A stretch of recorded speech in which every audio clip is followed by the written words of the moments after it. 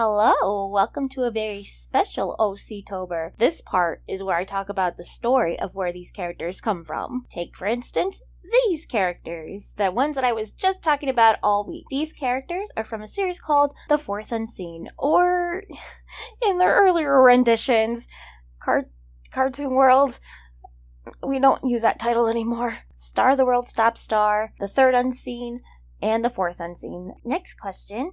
When did I make this story? Or what is the inspiration as well? When I was 12, I wanted to be in, a cartoon world, and I thought the next best thing was just to make a cartoon world for my characters, so that's what I did. One of the big inspirations for this series was Digimon, and Pokemon, and Powerpuff Girls. What is the elevator pitch for your story? Let me be as simple and short as I can be with this. A group of magical kids trying to fix a time wizard's problems. Any specific meaning to the story? None that I really put too much thought into. I think it would be, we're always changing, and that's okay. Are there any villains or anything that brings conflict to the story? I'm so glad you asked that, me. Right now, I have Mr. Beef Meat.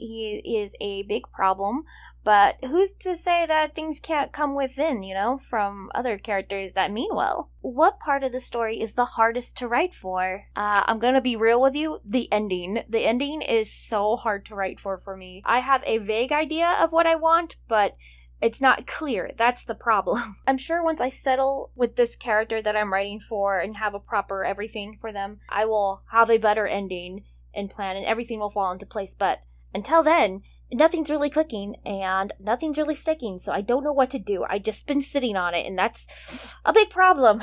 Where am I at with this series? I'm on a big old hunkin' crossroad, buddy. I really want to get it done and have it out there. The opening's pretty strong, but I would like a better hook. Have it more fast-paced if I can.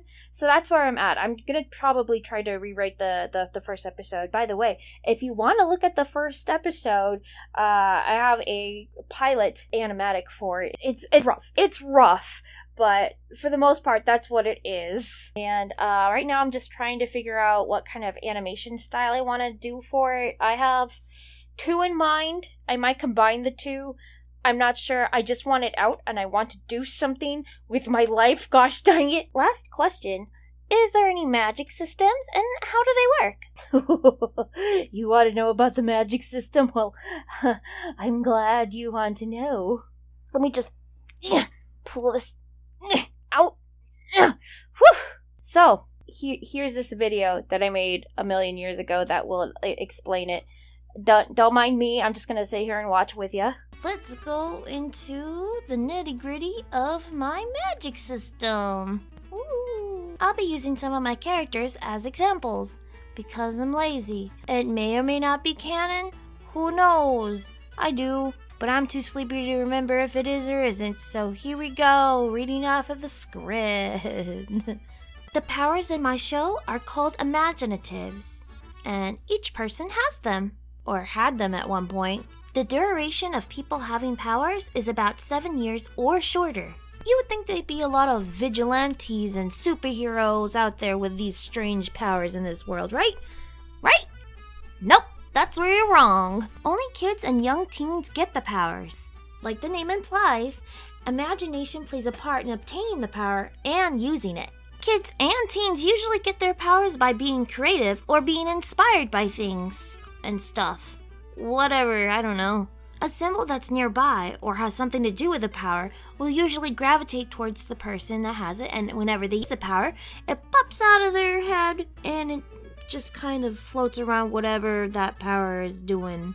If nothing is nearby as a symbol, or if nothing's thought up within a quick period of time, then the shape that becomes a symbol is a sphere or a circle. Sphere or circle. Simple shapes like that are more common than other weird shapes. I'm looking at you, Upside Down 5. So now, the most important question. What can you do with these powers? 1 to about maybe 4 things, depending on how creative you are, of course. Oh, hey, this is where our examples come in. Ooh. Say hello, Candy. Hi, Candy. Candy woke up one morning finding everyone around her asleep. And when she was getting ready to go to school, she found out everybody nearby her were falling asleep as well. She finds out that she has the imaginative that causes dreams. Candy's symbol, it would be a star, because she fell asleep stargazing.